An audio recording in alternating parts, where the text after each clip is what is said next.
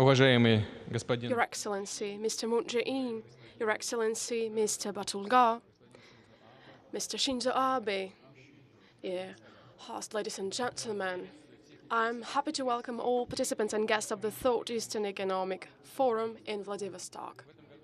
This year, guests from more than 60 countries have gathered here. I'm grateful to all of you for your interest in the Russian Far East, its present and its future.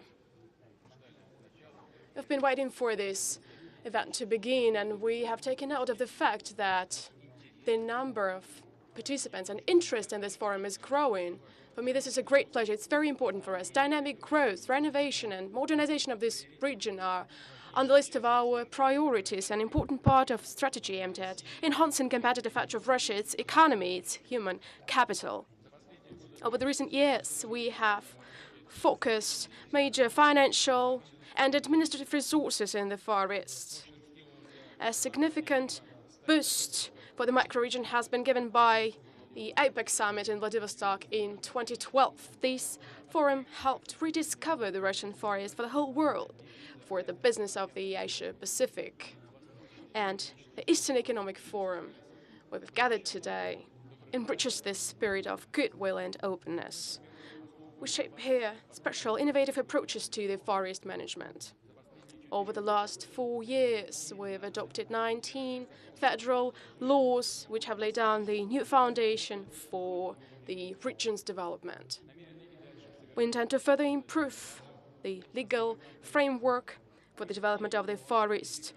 We're going to codify this legal framework and systematize it to make sure that laws and law enforcement in particular could be as convenient and clear for people, investors, business, state and municipal authorities as possible. This should be done to ensure more effective work of special mechanisms that were launched in the Far East. I'm talking about advanced development territories and the free port of Vladivostok.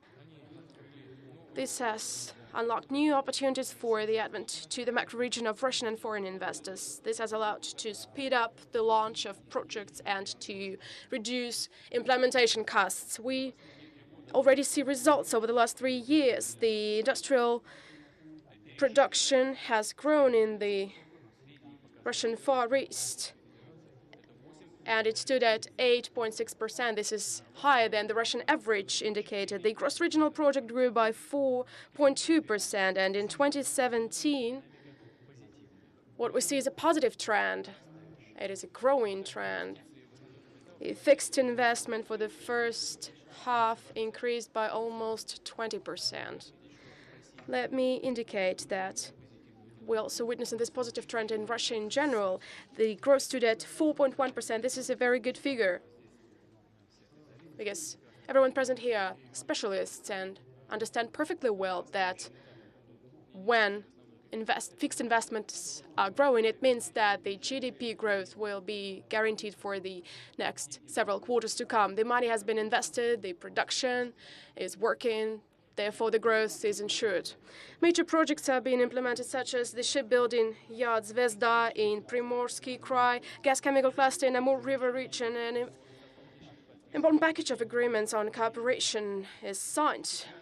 At the current forum, these plans' investment decisions should translate into successful enterprises, plants, factories, and infrastructure facilities, and most importantly, into modern jobs and a good quality of life for our people. And we will not be complacent. We will make sure that after the projects that have been launched, new investors come to the Far East with their capital, technologies, and ideas.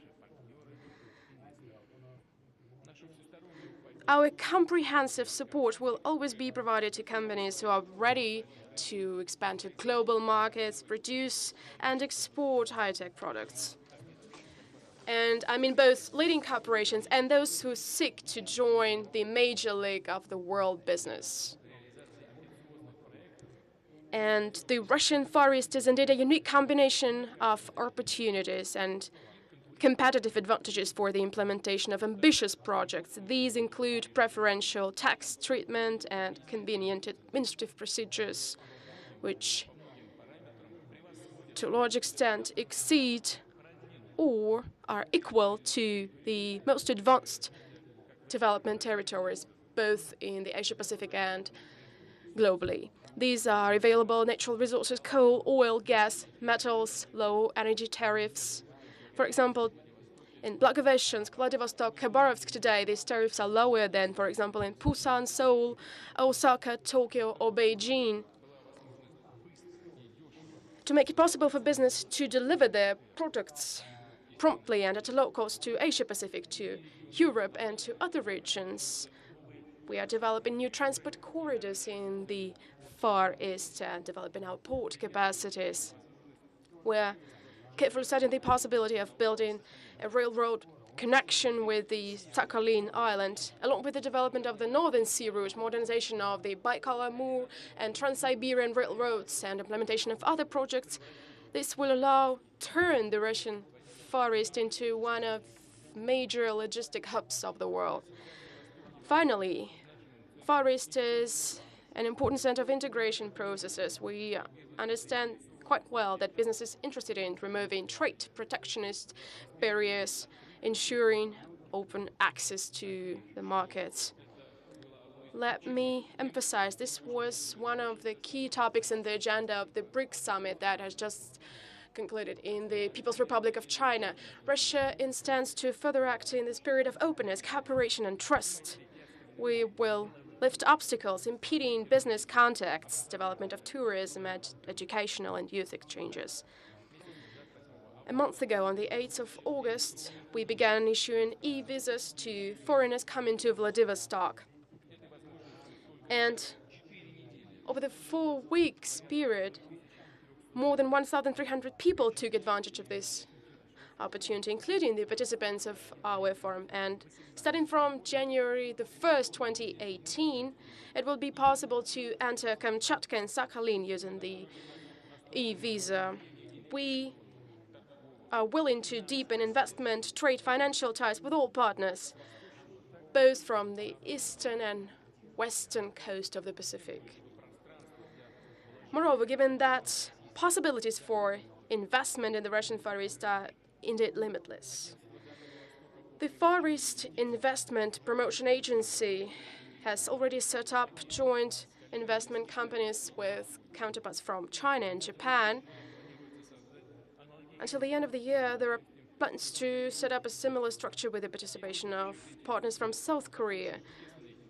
And there is a joint interest in carrying out such investment efforts with our Indian partners to be competitive and investment attractive. We are willing to keep moving forward. We will analyze the expertise and experience of leading countries in terms of capital procurement to suggest more favorable conditions. A number of new decisions on raising the investment attractiveness of advanced development territories and the free port of Vladivostok have been discussed by us recently with colleagues, including recent meetings and sessions in Moscow. For example, in agreements with residents of these territories, we will write down and include the so-called grandfather clause when investment conditions cannot get worse during the first 10 years of the project implementation. But let me repeat, what we want is to improve business conditions. And let me mention a few more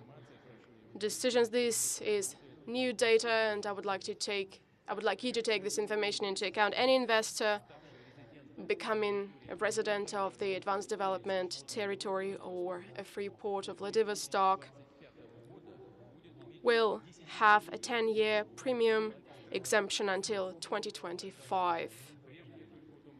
Previously, this benefit could only be obtained no later than 3 years after the creation of the advanced development territory. I think for people who are engaged in practical work, this is clear. It's clear for you what you're talking about. If you registered in the advanced development territory in 2024, this benefit will be valid for 10 years more until 2034. If you do it in 2025, it will be valid until 2035.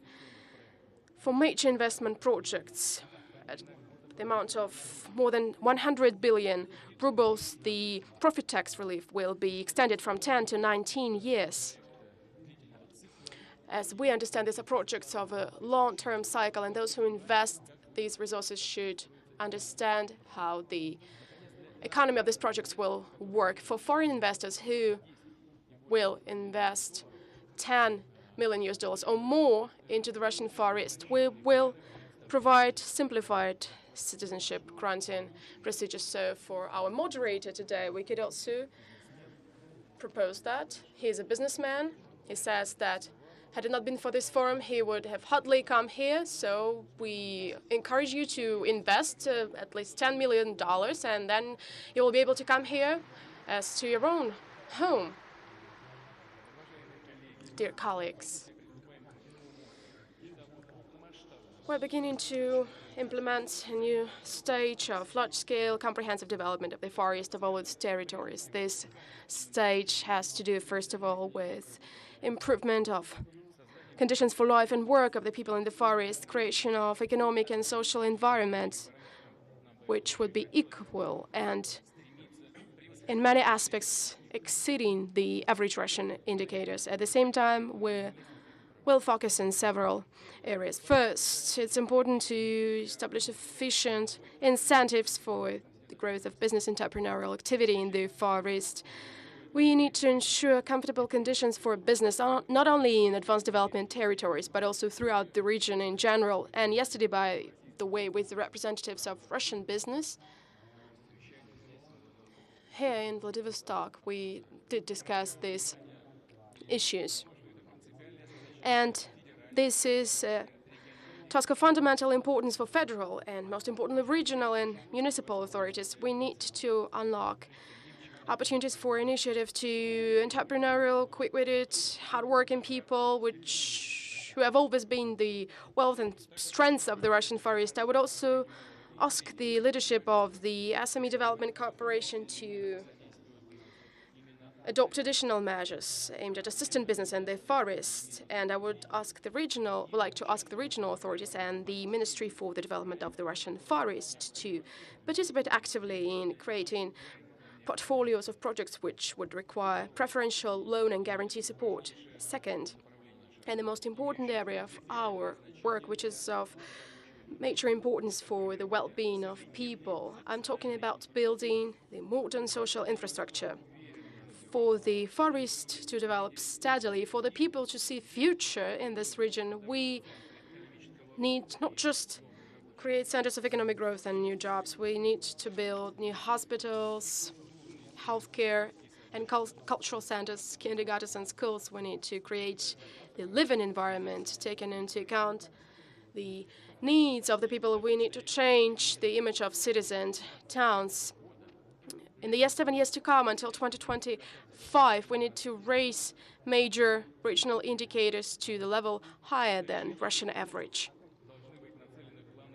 And finding a solution to these issues should be a goal of development plans of Far Eastern regions as well as of federal state programs. I would like to ask the government to develop all the necessary managerial and administrative mechanisms to find out additional funding sources for the comprehensive development of the Far Eastern territories. Third, the future of any region is its youth, those who choosing their professions, students, those who are beginning to shape their lives, their destiny, those who are inseparable from their home region. Proactivity, open-mindedness, talents of the Far Eastern youth should definitely be much in demand. And for that to happen, we need efficient youth policy which would take into account current and future goals of the Far East. I've already mentioned it. Yesterday I met with our foreign investors, and one of the issues that they've raised, and I guess some of those colleagues are present here in the hall, this is the lack of training. And we will take all these comments into account. I would like to ask the Ministry for the Development of the Russian East, Ministry of Science and Education, along with the Human Capital Development Agency, to develop a relevant curriculum. A special emphasis should be made on development of education, career guidance, support of youth at the labor market.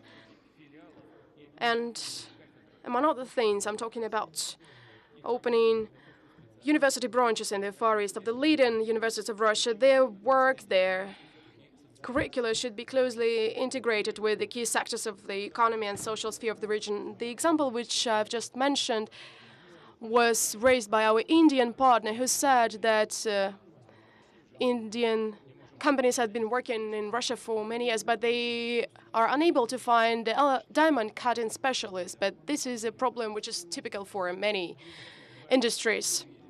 At the same time, it is important to make a full use of the existing educational potential of the region. Even today, the Far Eastern Federal University is turning into one of the most advanced modern educational institutions of Russia and the Center for the Development of Digital Technologies. I may underscore the region's demand for skilled personnel, including for blue-collar jobs, will only grow, and it is important for the human resources to be developed here in the Far East. In the next 3 years to come, we need to comprehensively modernize the system of secondary vocational education. We need to renovate the technological and scientific facilities of vocational education institutions guided by the best world skills standards. And finally, the fourth area, active policy of demographic development. The demographic situation in the Far East is getting better, but we need additional decisive measures in this sphere which are capable of reversing negative trends that have been taking shape for decades. This summer, the government of Russia adopted a concept of demographic policy of the Far East. We need to launch it in 2018, and that is why I entrust the government with adopting a plan of relevant events in September. And finally, I support the proposal that was mentioned yesterday at the session of the Russian State Council Presidium. This proposal consists in improving the existing program of labor mobility support. I would like to entrust the Ministry of Labor and Social Protection with the goal of thinking about how this program should be expanded, how it could be developed, how its efficiency could be raised, how it could be aimed at assisting hardworking, talented people who would love to move to the Far East, live and work here. Dear friends, in conclusion, let me reiterate, developing the Far Eastern economic potential should go hand in hand with the strengthening of its social sphere to make sure that every citizen of the region could feel real improvements in education, healthcare, public utilities, and increased welfare of their families and friends. The future of the Far East depends, first of all, on its people, on those people who were born here, who have come here to work, who would like to settle down here. Yes, there is a lot of work for us ahead for many years to come, but we do believe that we will make all our plans come true together. The Far East of Russia will definitely be a success story, the way the people living here see it, the way they want it to be. I thank you for your attention, and I hope that many of you present here today who show their interest in the Far East will be able to implement all of your plans here. Thank you very much.